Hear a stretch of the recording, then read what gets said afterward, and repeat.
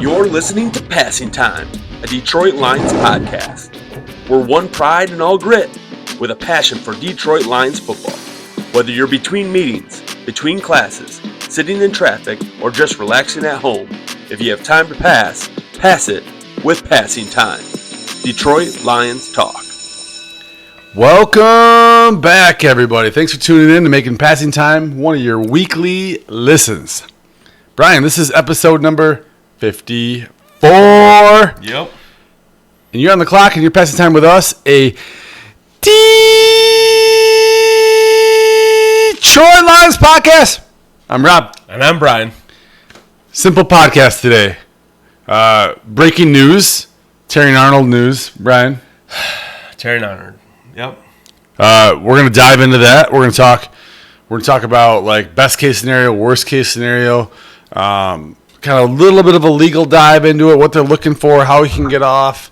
Maybe the Lions spin on that. We're going to lead off with that, and then we're going to get right into a few hot takes from both of us on the Lions season, which is going to be a little melancholy after you get through the Terrion Arnold news. Right. Yep. I mean, so we started this like planning period thinking like, hey, let's do some hot takes. Let's make it fresh. Let's make it a little hot and make things a little quick. And then the TA news broke, and we had to shift a little bit. So we're recording this. It's 11:20 on a Wednesday evening, Brian. And we were just going hot take style, and then TA news came out, and we had to pivot. But just like any worldwide podcast would do, we could pivot with the best of them. Yes, sir. So before we get into that real quick, Brian, anything you want to tell the listeners? Yes, like, subscribe, do the thing that you do, and help support the pod. Help us keep rolling. So yeah, I like it. So Terrion Arnold legal situation. I want to start this off. First things first. Yep, he's innocent until proven guilty. No doubt about it. Allegations are not convictions in these cases, So Terrion Arnold was arrested, yep. And there are allegations, but he has not been convicted of anything. The reports indicate that prosecutors are investigating whether Arnold had any involvement in a retaliatory incident after an alleged theft down in an Airbnb in Florida. Yep. Key legal question isn't whether he was present, because I think that's already been delineated. He's basically said he wasn't present. The key legal thing for him is whether prosecutors can prove that he planned it, directed it, financed it, or encouraged it on the alleged crimes. What the defense is going to argue here, Brian, is that he was a victim of theft. He never approved, ordered. He wasn't there. He didn't witness it. Text messages, phone records, and statements can be taken way out of context. And, what you saw there wasn't really the implied meaning of those messages. Sure. And even before we kind of roll into this, which I agree with, I think we need to dive into both sides and see where Terrion Arnold lies and how does that impact our Detroit Lions in this process. But ultimately, the incident itself started off with what? Terrion Arnold had $250,000 worth of merchandise and cash stolen out of a Airbnb that he had in Tampa, Florida. Is that right? That's right, yep. Okay. And then associates of Terrion Arnold held some of these, or found out who stole this stuff, found out who they were, kidnapped them, held them to gunpoint, and then got the merchandise returned. Is that, or just held them as a kidnapping, threatening their lives, kind of? Yeah, I mean threatening, allegedly pistol whipping, yes. beating, okay, and trying to extract the stuff back. Okay, right? So yep. And in this process, the allegations are saying that Terrion Arnold was a part of that, correct? There was messaging back and forth from these associates and Terrion Arnold? I mean, to take it out of the legal terms, it's basically saying that Terrion Arnold's crew basically were like, hey, we'll get your stuff back. We're going to take matters in our own hands. Originally, he called the cops, but then quickly his crew went in and kind of, took it upon themselves. Roughed him up and worked on getting the stuff back or like making sure. Retaliation, vigilante. Yeah. We'll do our own work. I mean, we can all relate to that, right? Like, that would be, somebody steals Brian's bike. Me and 4 other guys go and we can't find the bike, but we make sure that the guy won't steal Brian's bike again, you know, and that we all kind of think about that, like, hey, I want that the person to pay for what they did. That self-justice, like take it upon yourself to take the matters in your own hands, you know. So, the defense is gonna attempt to just basically and separate him from what happened, and basically say hey man, these are allegedly, and what messages you're looking at are way out of context, right? But if the prosecutors can prove that he directed this incident, this is much more serious. And Brian, the scale here of his term in jail or prison is pretty significant. Right. I mean, we've read anything from you can plead this down, they might be able to work on a deal, or it could be life in prison, right? I mean, that's extreme. Extremes. Anywhere from probation to life in prison. Right. That's two wildly different outcomes. I can, tell you I doubtfully with his representation is going to be life in prison. But even when you got to scale that back a little bit, it could be life without the NFL. Right. And it may very well be the life without the Detroit Lions at the very least. Yeah. So, the prosecutors, in the eyes of the law, if the prosecutors can prove that he planned a crime, that's nearly or as damaging as actually committing the crime. So, exposure could be measured in years, not months. The statutory maximums are severe.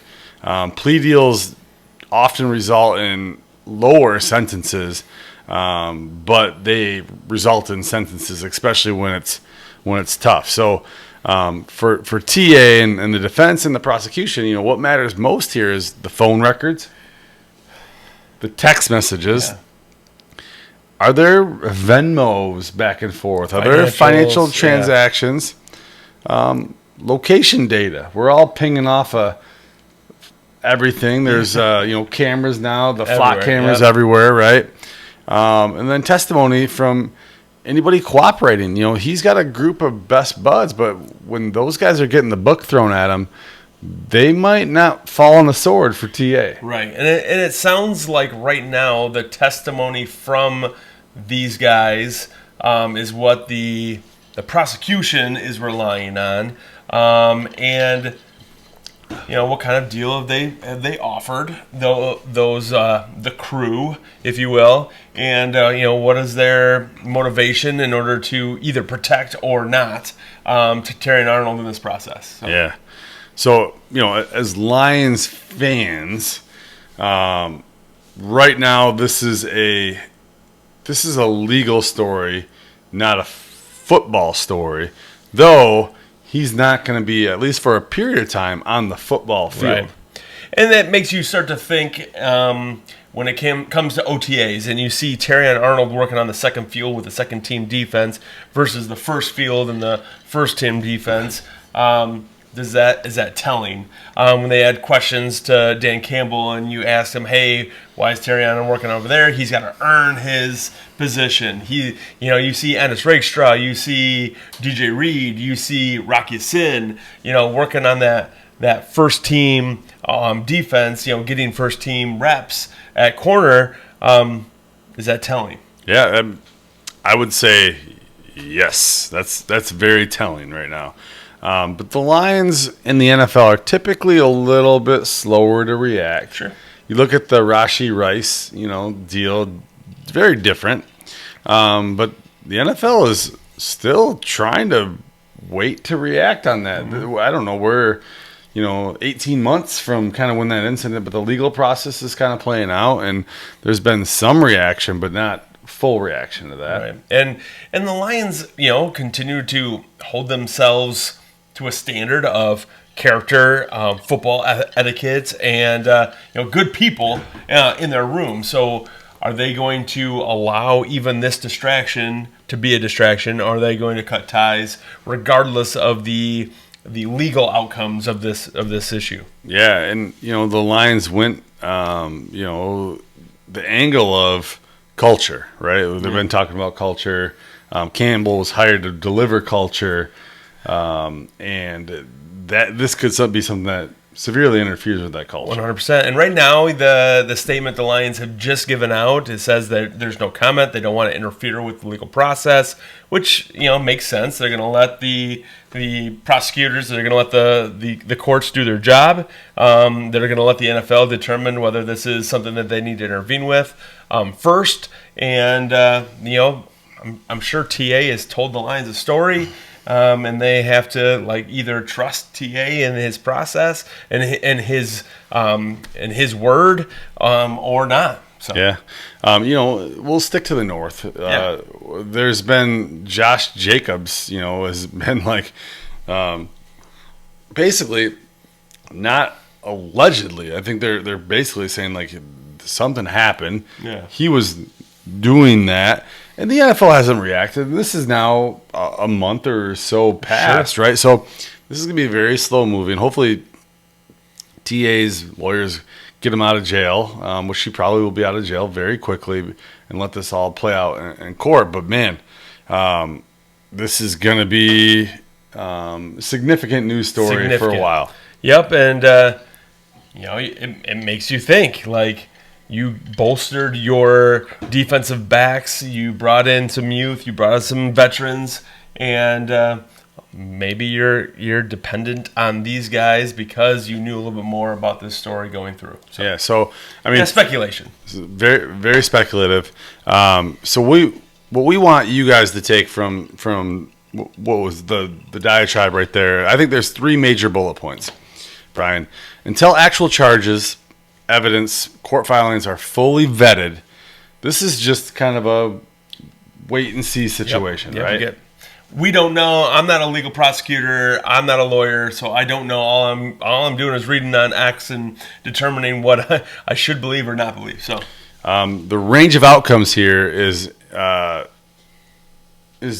right? Yep. Yeah, I mean it's all the way from life in prison to. And we talked about that, yeah. Almost nothing, right? And at this stage, third bullet point, at this stage, nobody outside the investigation truly knows which end of the spectrum we're on. The prosecution is going to lead with the most serious charge to the life in prison, and the defense is going to say hey, we should get this dropped. It shouldn't even be in the courts, right? And so we're here at the kind of the forefront of this, and there's a whole range of outcomes that could happen. Yeah. And we could be hot takey with this too, but the reality is we're just breaking the news to you that we've received, that we know of, and take it for what it is. So So stay tuned. This will be probably a weekly update on the podcast. Yeah. We don't have a good lawyer friend. We got doctors, teachers, financiers, pilots, and all the fun things. But we got to reach out to us if you're a legal person and kind of help us run through this. Yeah. On a much more fun podcast side, take a deep breath. Let's put that heaviness aside, because like as Lions fans, I feel like we've been there before. We've been there in our history where like the offseason takes on this kind of crap, right? And instead of like getting better, we got to rely on, or we got to talk about the JMOs getting in trouble for gambling, or the assaults and batteries, or if you go back in the day, the going through a drive-through naked, and so on, right? The Lions have their stories, and I feel pretty good about the history, the current history, not having that until now. So. Yeah. So let's lead into like some more fun stuff. So, yes. Brian, we both got kind of 2.5 hot takes. Yeah. For the year, right? And I'm gonna let you drive here for your hot take and kind of introduce what we're doing, how we're doing it. Okay, so we're gonna talk about a couple hot takes, something for the 26-27 season. What do you see happening? What are some takeaways that we can get from this season now? Way too early. Yeah. Predictions, such as Brian's hot take number 1. Jahmyr Gibbs will lead the league in all-purpose yards. He will then be in the market, if not winning, Offensive Player of the Year, 2,100 all-purpose yards, scoring 18 to 20 touchdowns. If you look at this, no David Montgomery to share runs with, to share snaps with. Isaiah Pacheco might take a little load off of him in short yardage, but Gibbs is going to be the true workhorse here. I like it. So what does Vegas say about kind of your hot take? Well, they agree. so I came with this hot take. I was like, I'm pretty excited about this, and then so Vegas got it first. So yeah. So tell them what Vegas thinks. All right, Vegas is giving you plus 750 on Jahmyr Gibbs as of now as the Offensive Player of the Year for 2026. Where does that rank amongst all offensive players? He is the first. He's the most likely to receive that. Bijan Robinson at 800 plus 800. Jamar Chase at 850, and Puka Nacua at plus 1,100. So we're gonna dip the pinky toe in the water there with the first hot take, but I like it. Okay.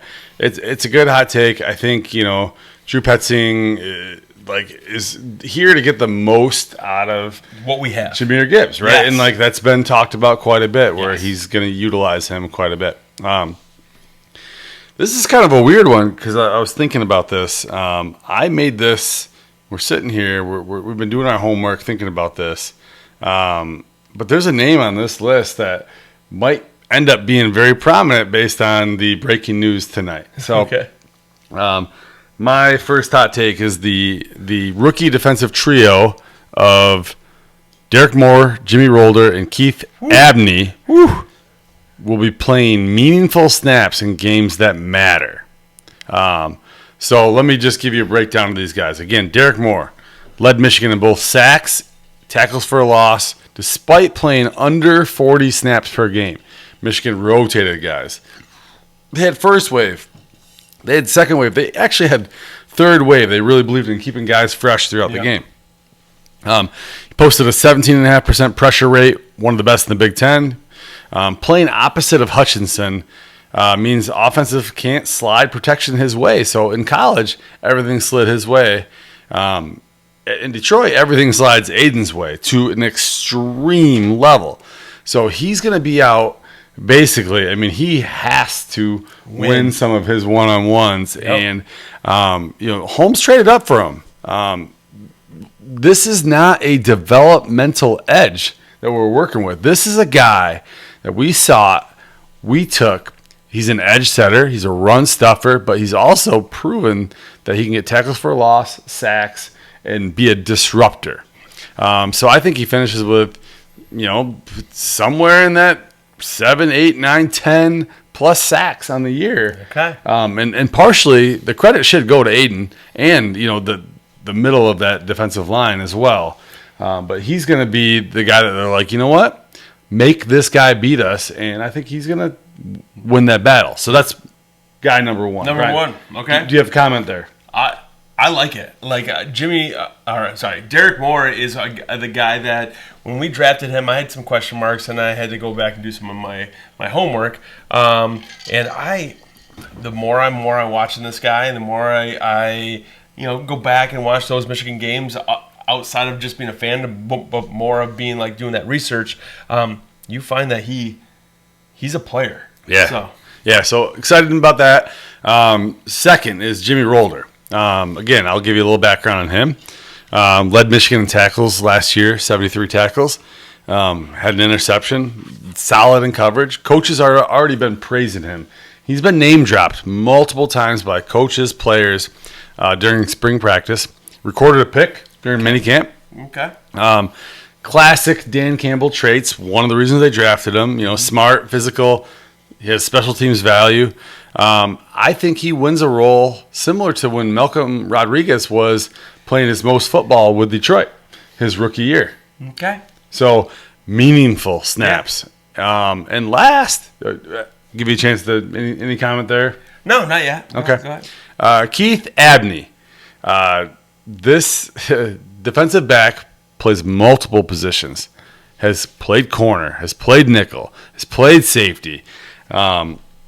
Last year, 21 pass breakups, 5 interceptions over his last, 25 starts. First team All Big 12, known for being physical, being versatile, ultra athletic. Lions love DBs who can play multiple spots. Just so happens that some guy might be boxed out by some steel bars, and there might be some more opportunity to play. Right. So I'm thinking, I was thinking by Thanksgiving, December, Abney's getting on the field in some kind of regular third down package, nickel package. That could be pressed a little bit forward with the news that we're talking about right now. And that's fair. And I don't know yet. I would have to see, because I love Roger McCreary and what he is bringing to that slot position right now, and what he has to offer in his at least his experience. He still has it. It sounds like he can play. And I would say that slot position is going to be tough to overtake him right now. And then you can also offer Brian Branch, if he ever comes back, and so has that opportunity to fill in that role too, as a backup, or as a last case scenario. Outside, I would say it's going to deal with health, right? You still have Rocky Sin, who I think fits very well into the scheme, and Kelvin Shepherd likes Rock, what he has to offer. He's not the highest of high, but he's definitely not the lowest of low. So he just is steady. Solid as a rock. Consistent.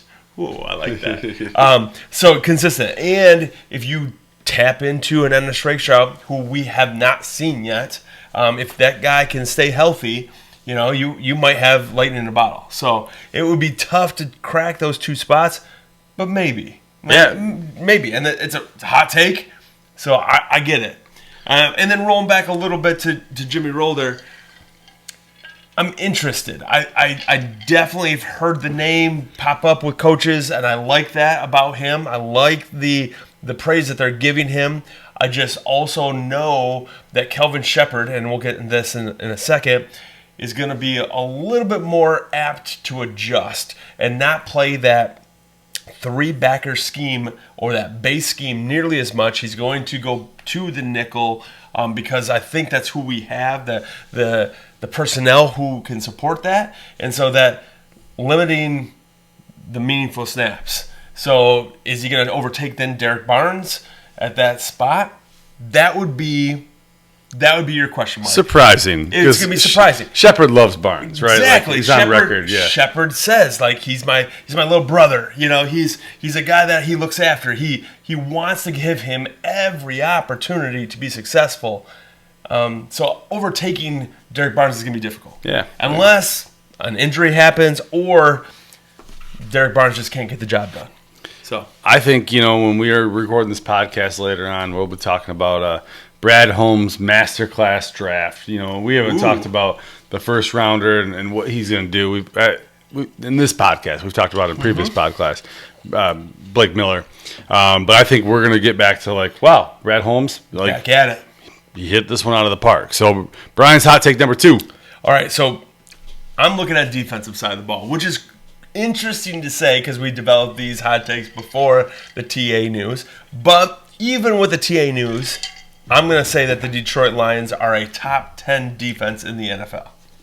They are. Woo! Can you, like, let's be honest, though. Last year, even with Dan Campbell calling plays, they fired John Morton or pushed him into the booth. They were still a top 5 offense. Yeah. So now if you pair an offensive like that, who I feel like got better, with a top 10 defense, sky's the limit. A top 10 defense, I mean, you're talking, you're hitting the button on potential Super Bowl contender. And we'll get to there too. Okay. We'll get to there too. But I'm looking at, a healthy Lee McNeil. There is such a difference, and I've said it before, but I'll say it again. There's such a difference between your off-season prep work when you're rehabbing an injury versus your off-season prep work when you are healthy and ready to prepare for the next season. He's ready to prepare for the next season. And if you asked him, you've seen it in his interviews as well, night and day difference right now. Same with Aiden Hutchinson. Like, he's not rehabbing anymore. He's getting better. DJ Reed is gone through his rehabs. He's getting healthy. He's getting better. So we have these guys in spots that are now healthy that we were expecting to be top of their game when they came back. They just weren't.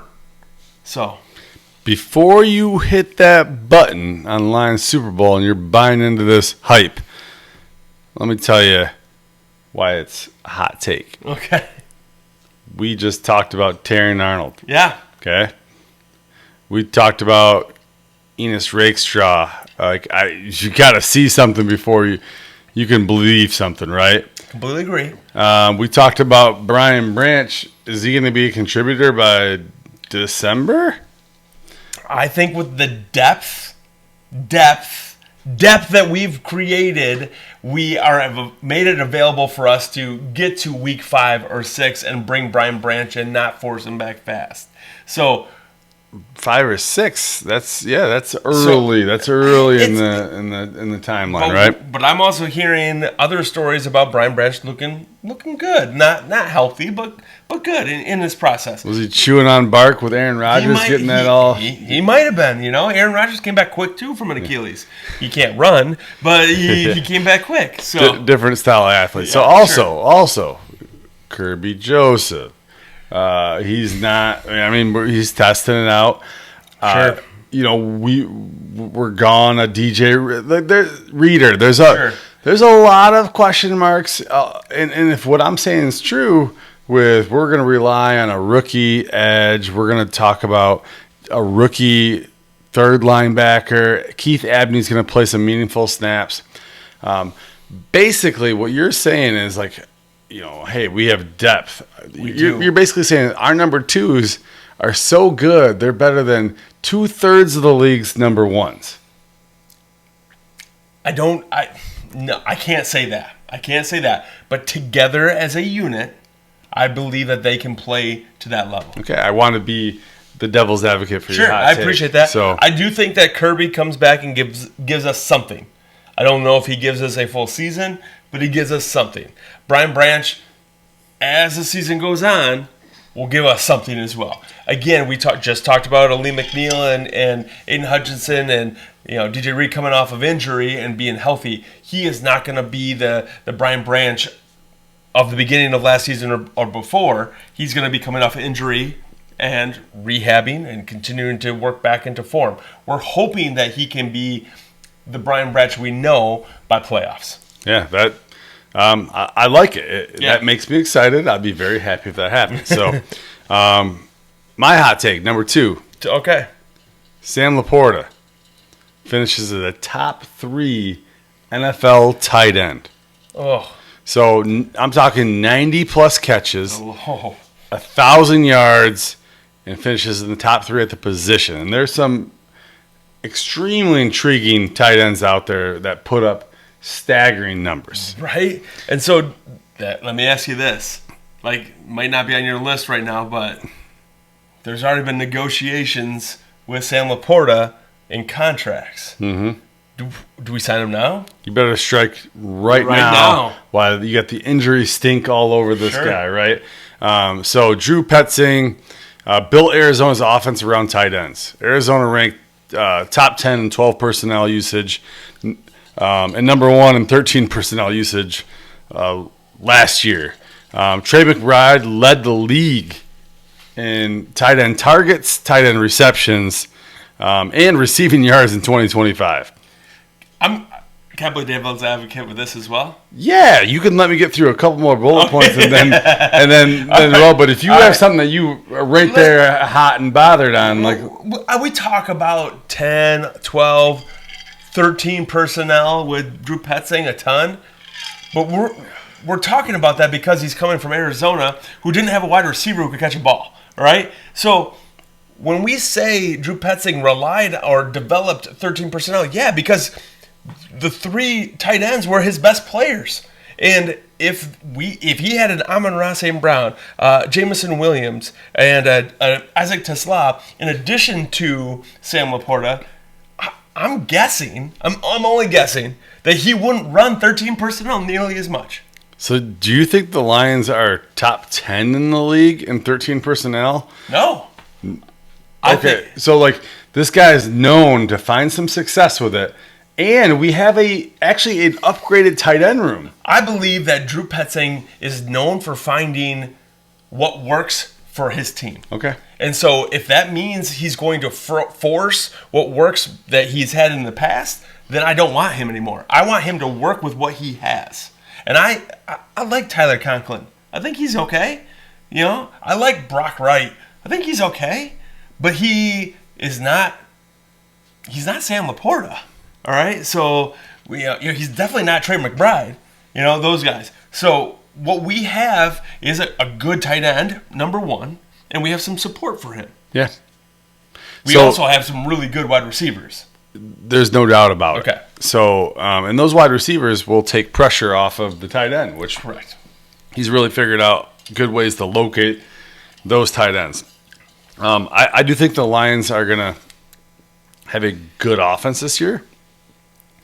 I think they're going to struggle on defense. And I think what better way to help a defense out than grinding it out on offense and killing clock, right? So, again, that's targeting your tight ends, keep your tight ends out there, letting Jahmyr Gibbs eat to your first hot take. So, Lions specifically noted when they hired Petzing, he prioritizes tight ends. That was one of the bullet points that they talked about, right? So Conklin, right? They're heavier, they're bigger. They can go those big packages, and they can feature LaPorta in those packages. They can be your blocking tight ends. LaPorta, he's at prime years of his career. Goff trusts him. He's already earned that trust. Goff's been around for 11 years. This is going into his 11th season, and he understands, where his bread is buttered, and LaPorta's a guy that he's come to trust. Defenses, they got to account for Gibbs. They got to account for Amon-Ra St. Brown. Yeah. They got to account for J-Mo. I agree. Tesla's going to stick his big frame in there. They got to account for him. There's going to be space on the field for a guy. So I think Petzing is going to take that familiarity with McBride, and McBride didn't break out really until he's about LaPorta's tenure in the NFL, and he's gonna say, you know what, I got a McBride Jr., and I'm gonna feed him. Okay, and I'm not gonna disagree that Sam LaPorta is gonna get his. The only thing that I'm going to disagree with is the personnel that he'll use in order to feed him. I think he's going to utilize Amon-Ra and J-Mo to take the top off, and Gibbs to spread the defense in order to still feature Sam LaPorta. Okay. All right. Some data, if you want to take this to your betting app, we don't condone betting. We're not a betting advice podcast. If you want to put a one or two shekel, as in a dollar bill or $2 bills, comeback player of the year, Sam LaPorta is listed on the top 20, 25 people. He's coming in at plus 5,000. So an outside shot right there. Put your dollar in now. The big names ahead of him are Mahomes, Jaden Daniels, Kyler Murray, Malik Neighbors, Daniel Jones, Micah Parsons. But there's some guys down. George Kittle. There's some guys down there lower on the list. Yeah. So, all right. So, anyways, I guess I'll go back to back here, and I'll tie in my first take with another take. This will be quick. This supports defense, so I don't want to talk out two sides of my mouth, but you can see it. I smell what you're stepping in, Brian. Thank you. And I talked a little bit about Derek Moore at the beginning, and we haven't put enough respect on the interior of the Lions' defensive line yet. But because of that, I think the Lions lead the NFL in sacks and produce 2 double-digit sack guys this year. Okay. Hutchinson's healthy. Is he your first double-digit sack guy? Hutchinson is my first double-digit sack guy. Matter of fact, he could get, the guy is good enough to go for 20, right? Okay, yeah. But because he's so good, you got the guy on the other side that's just going to get, like, a tremendous opportunity to make some plays. You got some guys in the middle that are just going to collapse the pocket. They're going to have the quarterback scrambling out, and the Lions are going to clean up on the edge. And hopefully we get a little bit better secondary play than last year, which buys those edges a little bit more time to cover. Still a true believer that the more you pressure a quarterback, the less you need your DBs to hold their ground, to be tight in those times. Before we were not getting pressure in a timely manner, allowing our corners to have to cover for longer, right? Hopefully we can get a little bit better of a pressure rate, a quicker pressure rate, and allow our corners to cover for less. So we're famously wrong on the Davenport call, right? We were way wrong. We were way wrong. And it's all on record, right? There's nothing we can say about it. Yeah. But we're going to be so right on this one, man. So I feel good about it. I think you can press the button on the Lions. I think, I don't know what the data suggests, but Derek Moore could be a sneaky defensive rookie of the year type guy because he's probably getting pretty good odds. But Brian, I don't want to take away. You have a final bonus hot take. Final bonus hot take. The Detroit Lions, our Detroit Lions are going to make it back to the NFC Championship game. Yep. I think with a fourth place schedule going into this season, I think they come out of it with a 12-5 regular season record. They win the NFC North, and they are in a pretty good spot to meet the LA Rams in the NFC Championship game. That would be dramatic, right? That'd make for great cinema. Yep. They've met in the playoffs before. You got the Stafford narrative. You got the Goff narrative. Woo! Yep.